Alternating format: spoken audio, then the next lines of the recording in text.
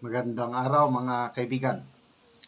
Pag-usapan natin ngayon ang pagsasanib puwersa ni ex-Senator Gringo Honasan at ni Mayor Sebastian Duterte.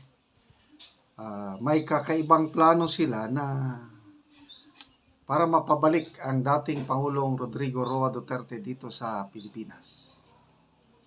Ito sa GMA News Online. Title, Baste Honasan, muling petition to bring ex-President Duterte back to the Philippines by Mariel Celine Serquinia. Okay, so they are planning, itong dalawa, ito na nag-meet sila sa Davao City kahapon. They are planning to file a petition before the International Criminal Court to bring back PRRD. Ito ang statement ni ex-Senator Honasan. This petition is in accordance with the rules and regulations of the ICC, allowing the people to participate directly in the ongoing proceedings.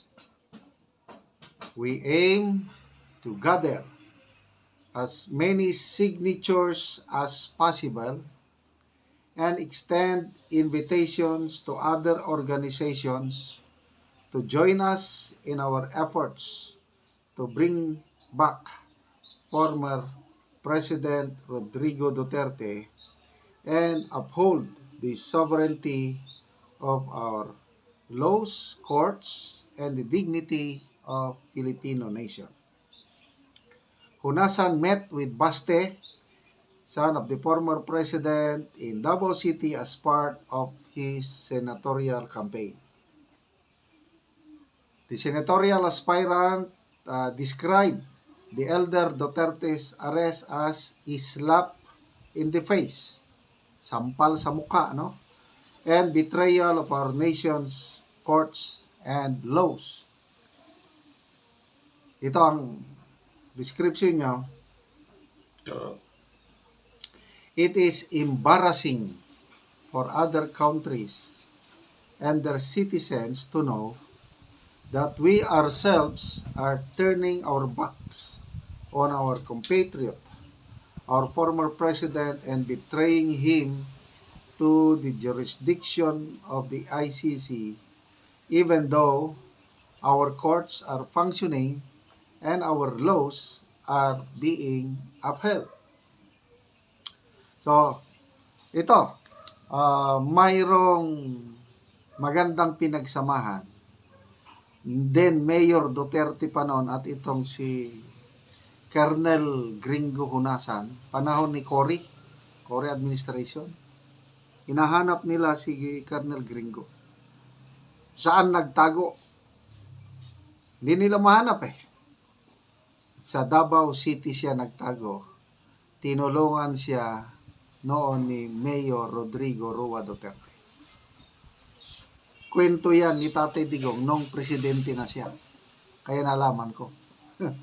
Kaya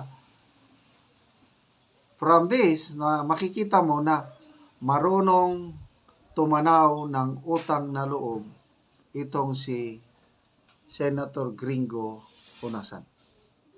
Kaya ngayon, gagalaw siya. Pakikipagtulungan kay Mayor Baste. Kung petition ang kailangan, ako, mabilis pa ako sa alas 4 na pipirma sa petition. Ngayon ko lang nalaman na pwede pala, kasama pala sa rules ng ICC ang people's participation. Millions. Yes, marami ang pipirma. It's just a matter of paano makaabot ito sa mga ordinary citizens, lalo na yung mga nasa bundok, nasa liblib, yung hindi alam mag-online. So, good luck po, ex-Senator Honasan, sa inyong gagawin. Okay, speaking of Honasan, ngayon ko lang na-realize. Kasi, meron tayong siyam na kandidato para sa siyam na kandidato ng PDP. Yan, straight PDP tayo. So, meron pa tayong 3 na idagdag. Si BP Sara, in-endorse niya na si Doc Eric Mata. So, pwede. 10. So, may 2 pa. Kung naghahanap kayo ng 2, ako, I can recommend ito, si ex-Senator Gringo Nasan. Kasi, subok na siya eh. Ilang term na niya. Marami na siyang term sa Senado. Matalino. Kung gagawa ng batas, yes. Narinig ko na itong nagsalita. Hindi ko na matandaanan kung na ang galing niyang magsalita. Very eloquent. Matalino. May tapang. Tanong, kung manalo ang senador, itong si Hunasan, tutulungan ba niya si BP Sara sa napipintong impeachment trial? My answer is yes. Kasi ito pa nga lang, sa lahat ng mga kumakandidato ng senador, siya pa lang, si Hunasan pa lang ang nakita ko na mayroong concrete action na gagawin para tulungan makabalik si PRRD. And to me, maaasahan itong si Hunasan na tutulong sa mga Duterte. Kaya, anyway, pag-isipan nyo. Ako, hindi pa ako finally decided kung sino yung 2. Yung 10 as endorsed by BP Sara, ano na yon? Ayos na yon. Bubutuhan ko, yung 2 na lang, namimili pa ko sino yung 2 at kinoconsider ko itong si ex-Senator Gringo Nasan kasi nga may pinagsamahan silang 2 ni PRRD. At ito yung signature drive petition na gagawin nila.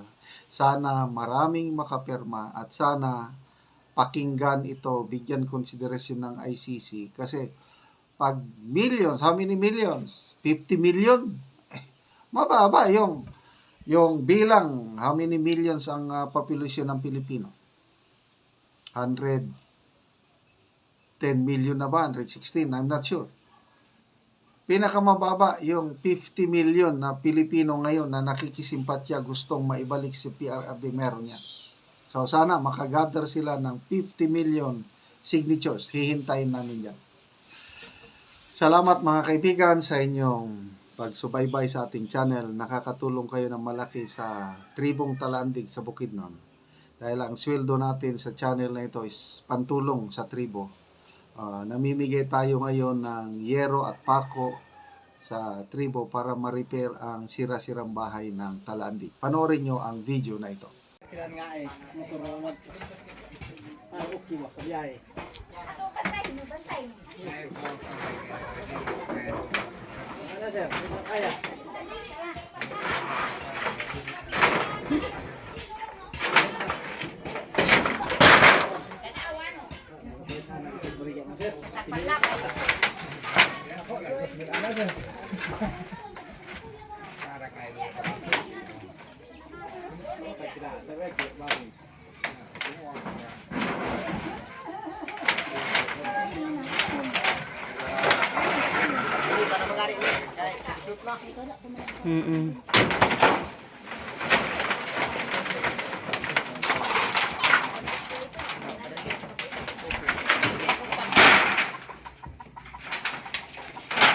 Wala pa yung mga ano. Yang ulitin.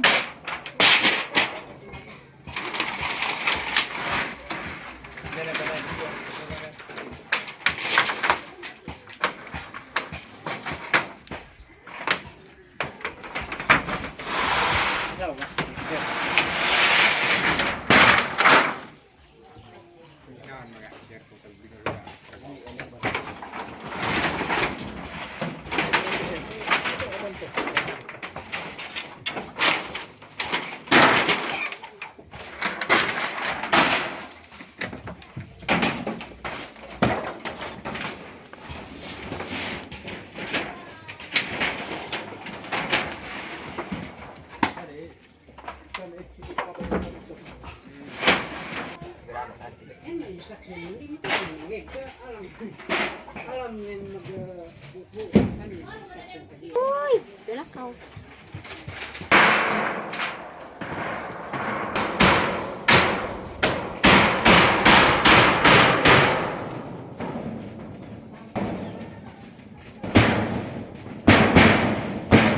Karon unsa imong maistorya nga bag-o na imong atop?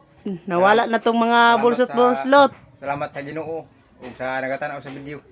Oo, nga karon nakaatop Kung na karon ka. na nakatop na ko. Salamat kayo. Ma'am Oo. sir. Oo, sige, salamat. Una ni ang iyang kuan kaatop na siya. So, padayonon pa ni niya ang iyang pag-atop. So, nagpasalamat siya sa Ginoo ug nagatanaw sa video sa inyong paghatag o pagtabang.